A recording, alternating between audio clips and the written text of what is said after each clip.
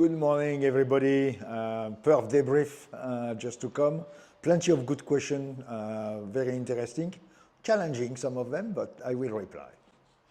Good morning, Ludo. So first question today has come from David on Facebook, and he's asking, do you think that our setup is the main thing that is helping the team with the progress that we're making?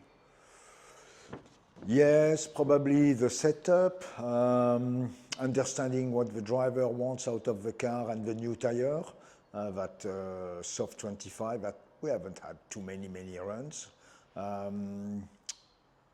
That's probably what works in one side of the garage. On the other side of the garage, my side at the time, 62, we've struggled to read the car and the driver, to read the balance required, and we come to quali and we don't have necessarily the balance we would have liked. We'll talk about that in another question later on. So we haven't done an as good job, you would say.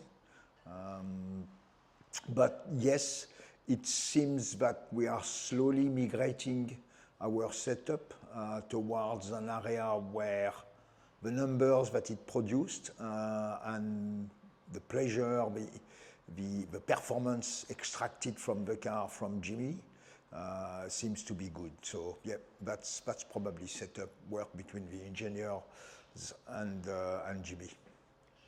Thanks, Ludo. So the second question from Bevan, he's also on Facebook. He would like to know what the issue is with Richie getting a lap time during qualifying, in particular after showing such promise in practice session 2. Are we trying different setup philosophy on the two cars to understand what works and what doesn't? No. We didn't change the car actually from Friday to Saturday. We decided with, well, first of all, we read the car on Friday. We had to go a little early. Our tires were a little bit used, so we decided to go early. We thought, a bit too early, so maybe there is a little bit left in the car, maybe a top 8. So that was what we thought.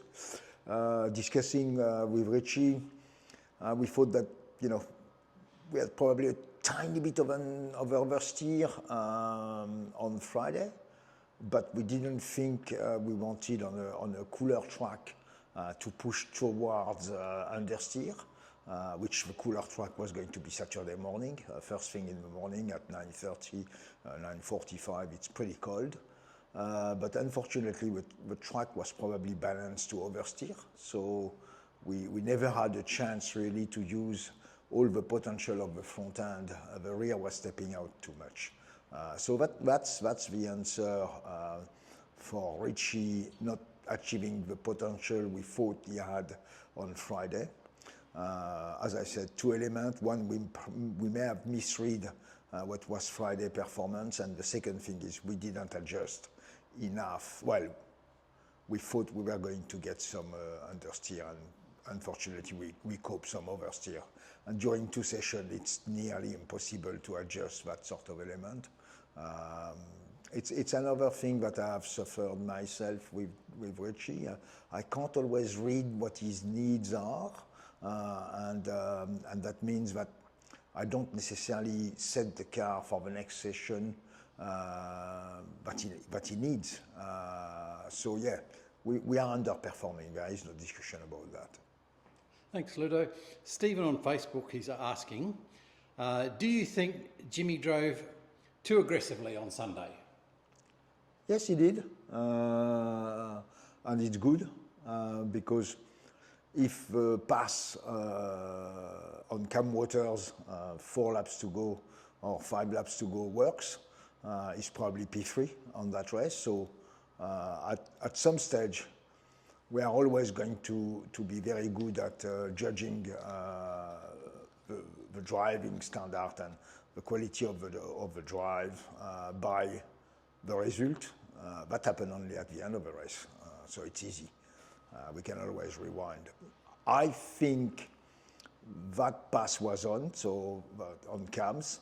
What happened is then all of a sudden you fight for 2 laps, try to pass Cam, and then you're a little bit on the back foot because your tires are overheated a little bit.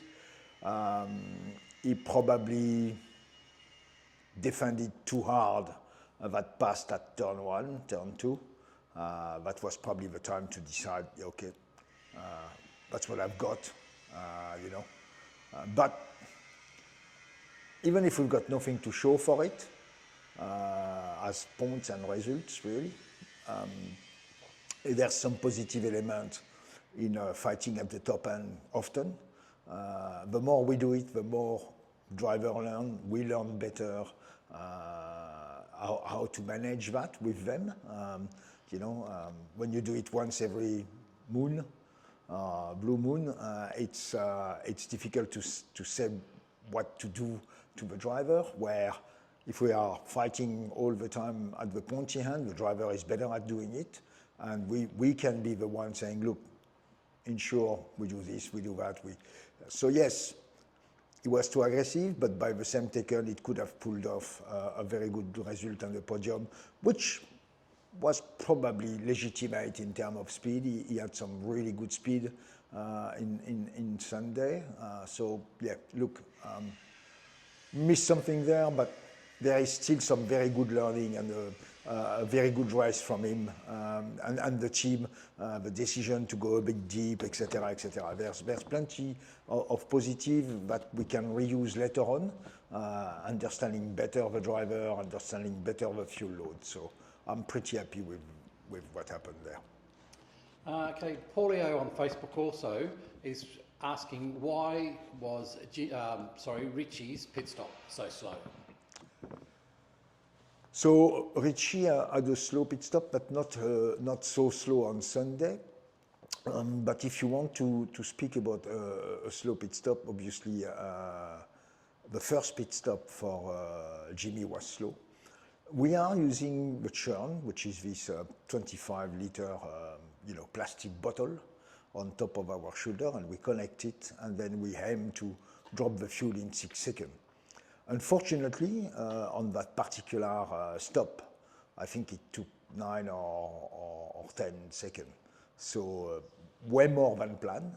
And that's actually the fuel man is plugged in and he's waiting for the fuel to go down, and then he unplugged, and then the jackman dropped the jack and the car is gone. We still don't know. There is a lot of variable for that. There is a lot of times which have had a good stop, a very bad stop, or the first stop. So all the team would have tried to, because it's time for fuel, for tires, it should be around 5 seconds and 5 seconds. The fuel we were aiming to drop was about 10 seconds total, if we had the correct flow. And most of the team ended up doing 12, 13, 14, 15 seconds. So there is in the championship something happening with the churn.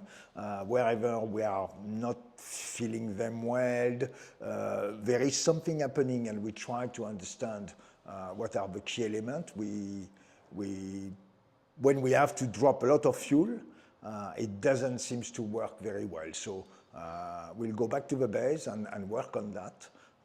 But yes, there is uncertainty in terms of how much time it's going to take to transfer 25 liter and another 25 liter. It's not a constant, and the same fuel man does both cars with the same sort of churn. So yeah, we are still soul searching, and we are not the only one. So there is clearly something happening in the championship.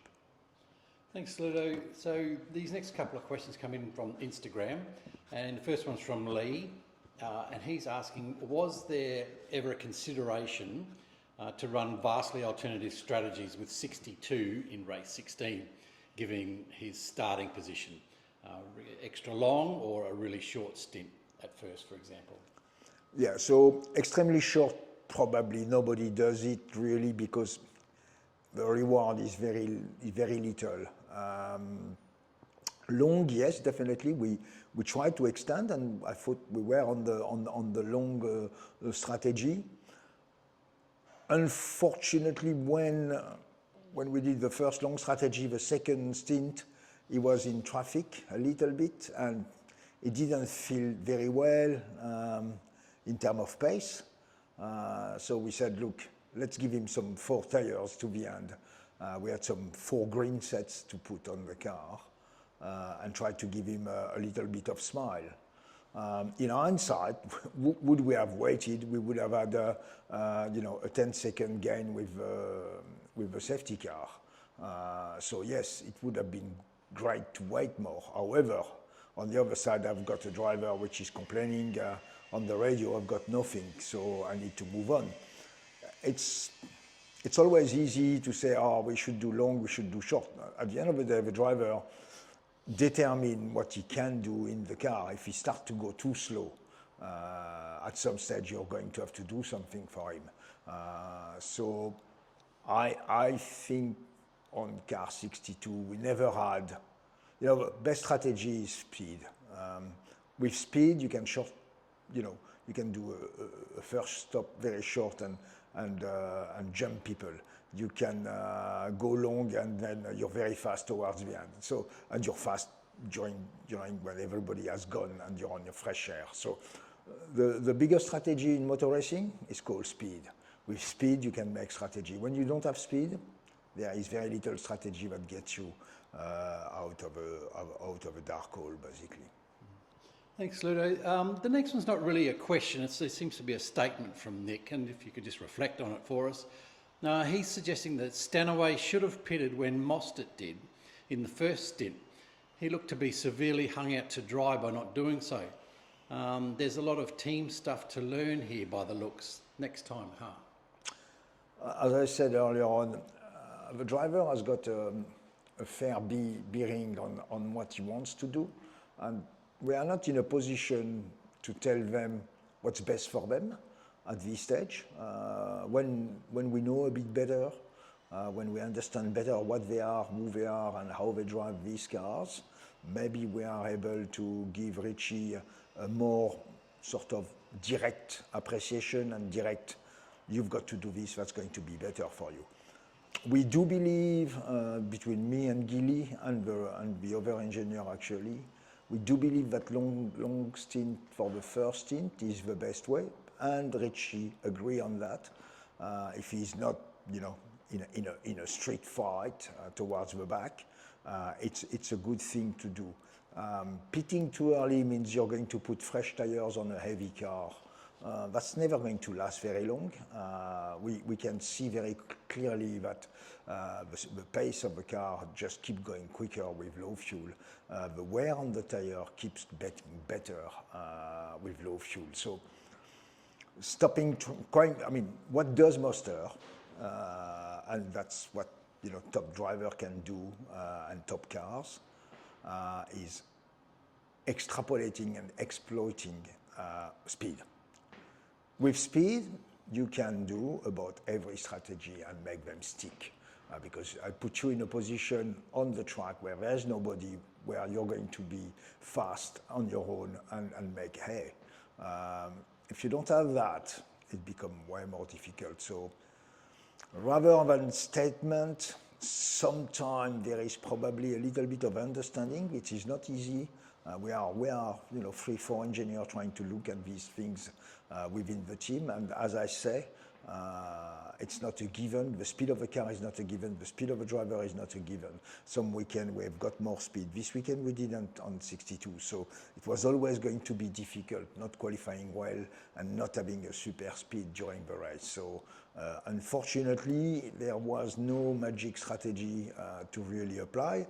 The best would have been to wait, also do the opposite of what you said, do 2 long stints, and then wait for a safety car luck, which happened, and some gain from it. So maybe that's something we need to put in. I'm not a very good luck person. I don't like luck. I don't like to ask luck for result. But it's part of the business, Sometimes you've got to have some of it. And maybe we should have waited a little more longer before we put the tires, and then we would have been in that window of safety car. Thanks, Ludo. Our final question this week has come from Chris on Facebook, and he's asking, during the 10-minute qualifying session, the biggest issue appears for everyone is track congestion. At around 3 to 4 minutes, the track is completely clear, as everybody's in pit lane changing tyres, tweaking their setup, etc. Can you maximise on this opportunity to make sure both cars are on track with a clear lap and bank a top 10 lap or even top 5? Both cars are highly capable and given the right opportunity. So yes, you're right, and yes, you're wrong. Yes, you're right. If we had a car which was doing the lap time in 1 lap, which no one did this weekend, everybody would do 1 or 2 laps of preparation and then a lap time. That means the 3rd lap. Then, if we had a 1 lap, go out, do a lap, come in, you could probably use that in between. Unfortunately, you imagine that if I put the car out there, 6 minutes to go. So we've done a couple of laps, we come in, it's 6 minutes, 5 minutes 30, put the car out. There's already 2 minute minimum to warm up the car to attack the 1st lap or the 2nd lap, or then after the 2nd lap, which then will happen when the others are starting to warm up their cars. So what we call being in phase. When we choose not to go on our own, it's because we cannot phase with the others. What's going to happen, and there's a pit lane of 25 cars, they come out spread around 30 seconds, 40 seconds, and you're coming at full noise, trying to make a lap. It's impossible.